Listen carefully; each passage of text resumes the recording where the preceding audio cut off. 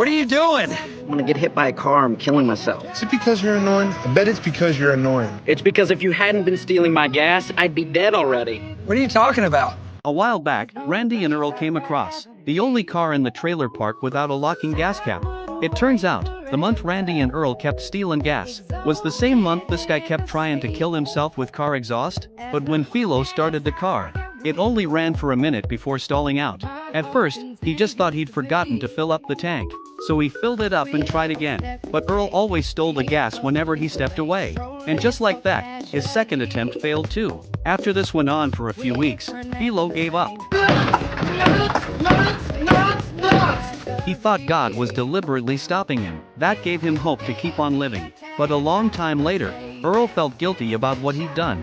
He went to Philo's place to explain the truth, and he planned to compensate him. But when Philo heard the truth, his hope was shattered all over again. Every time I think that God is intervening and saving me for something real special, but instead I'm just getting screwed by a couple of thieves. Maybe God was saving you to be screwed by thieves. Hey, buddy.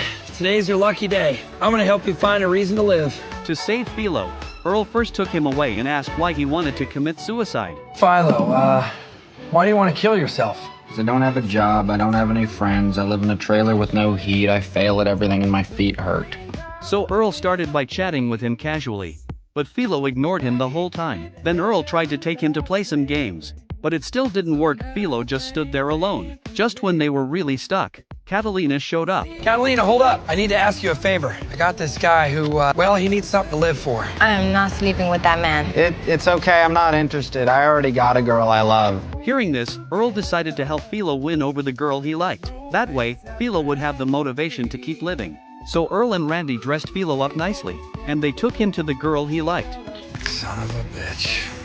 Earl couldn't believe his eyes, because the girl Philo liked was his ex-wife. Look, you can't ask Joy out on a date. She's married. I knew this wasn't gonna work. Randy, take him back to the motel. Their final plan failed too.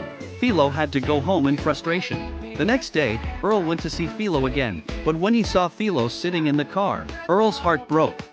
Hey, Earl. Holy Moses! You scared the crap out of me. I thought you were dead. I know. But that was before I had friends. Philo said he wanted to thank Earl and Randy for being with him these days. It was the first time he'd felt the joy of hanging out with friends. That's what I realized, that while Randy and I were trying to find him a reason to live, he found it on his own. Us, his new friends.